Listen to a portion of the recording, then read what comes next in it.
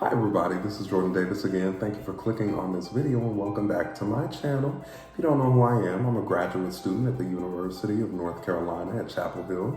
But outside of my graduate studies, I am really big into the Eurovision Song Contest. And so this year I decided I wanted to continue doing reactions, even though Eurovision has unfortunately been canceled, in order to express my thoughts and opinions, and also to engage in conversation with Eurovision fans and my Eurovision friends from around the world. So tonight we're continuing on with our Eurovision 2006 series, and we are moving on to 31st place. Let me double check that. Yes, 31st place. Does anybody know what that is? 31st place was Bulgaria with the song Let Me Cry by Mariana Popova. So, I love Bulgaria and Eurovision. And, you know, everyone kind of loves Bulgaria and Eurovision. I don't know if anyone doesn't love Bulgaria and Eurovision. I'm sure there are people, but most people love them. I know they took a year off in 2019, and that was very sad, but they came back in 2020 with Tears Getting Sober. And even though Eurovision has been canceled, I still listen to that song. That song has grown on me since my first reaction to it. I'll link my first reaction up here, but I listen to that song more and more, especially when I go for walks, because we have a stay-at-home order in the United States where I live, but we can still go for walks. We're just not supposed to be, going to a destination. So I just take a walk around campus of the university that I go to. And I listen to this, especially when it's an evening or when it's the best is when it's about to rain outside and you listen to the Tears Getting Sober, and it's perfect. It's perfect. I also love their 2016 entry, If Love Is a Crime.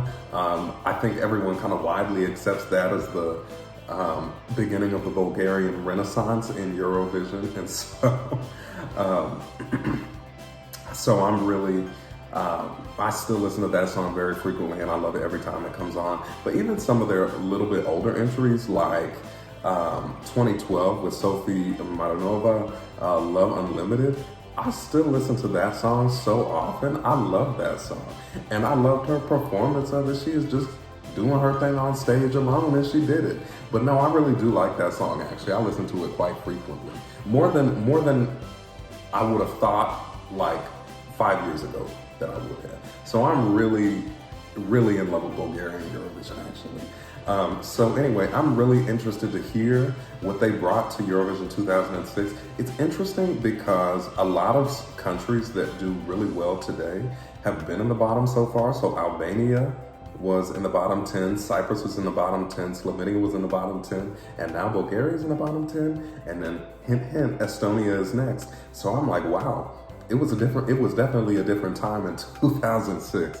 So anyway, let's go ahead and get into this. I'm interested to hear what Bulgaria brought to Eurovision 2006. And one of my Eurovision friends commented and said that I would probably like this. And I know the song, but I've never seen it live. So let's go ahead.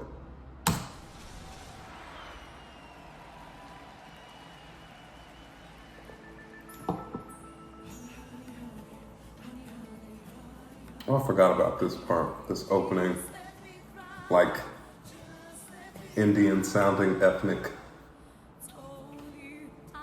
vocalization. She's pretty. And I love the outfits of the dancers. Makes them look spiritual. You know what I mean?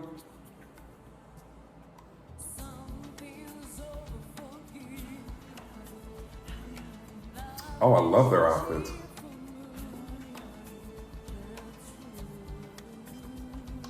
They really do have this kind of spiritual element. She sounds good. She's really pretty. She sounds good.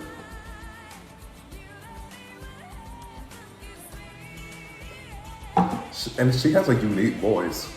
I don't know how to put it into words, but her voice is unique. Oh, I like that break.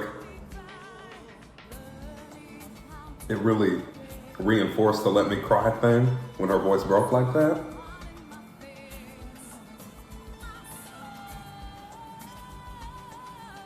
Yo, she got a good voice. This is good.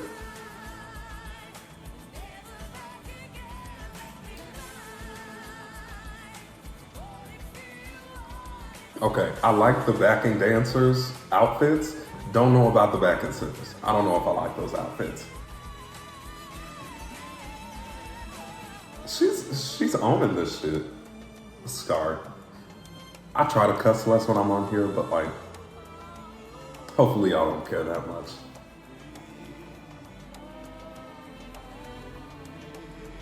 Listen to those strings.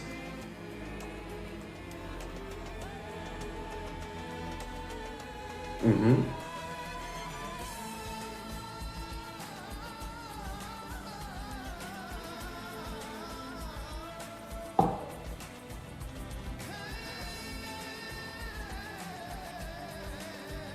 Listen to that. Oh, I got chills from that. Can somebody tell me what I guess what the origins of those elements are for this song? Like, is a reason that there are these like, and I'm not trying to sound like, oh, she is good. I'm not trying to sound like, I'll ask in a second. That was good. That was another one of those songs where I'm like, I don't know why that didn't qualify. Or at least, I don't know why that was in the bottom. Because that was good. She didn't miss a note. She didn't miss a stroke. She didn't miss a beat, nothing. That was good. I'll talk about that in a second. Can anybody tell me why she decided to include those like, and I don't want to sound like ignorant but I genuinely don't know. So if I misspeak, forgive me. But why she included those like Indian sounding elements. And again, maybe it's from a different cultural tradition. Maybe it's not Indian, but you know, those very South Asian, Middle Eastern sounding vocalizations. Why she decided to include those elements in this song? Is it a part of her own heritage? Does this song speak to something like that? I don't know, I'm just curious. So fill me in, please. Y'all are great about that. But anyway, I really enjoyed that. This is, like I said, this is another one of these entries. The same feelings I had about Albania and the same feelings I had about Cyprus. I don't know why it was so low. Can somebody explain to me perhaps why this was so low? Because this was enjoyable. Her vocals were great. Her vocals sounded just like the track. And you know, I say that a lot as a metric of goodness, greatness. I mean, I think that was perfectly well done. She didn't miss a note. She didn't miss a beat. I love the dancers. I love the styling between her and the three dancers who had those kind of ethereal, spiritual, flowing blue outfits and her gold outfit.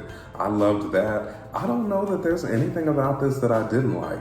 I guess the only thing would be the outfits of the backing singers, the two male backing singers, but I mean, that's petty.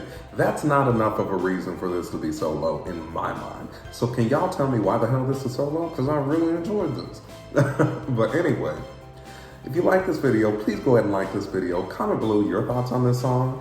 Do you think 31st place was too low for this song like I do? Or do you think 31st place was right? Or do you think it was too high? Let me know. And if you like my reactions and you want to see more of my reactions, then please subscribe. We're going to continue through our Eurovision 2006 journey. Tomorrow, well, I'll film it tomorrow evening and you'll get it tomorrow morning. So, well, okay, never mind.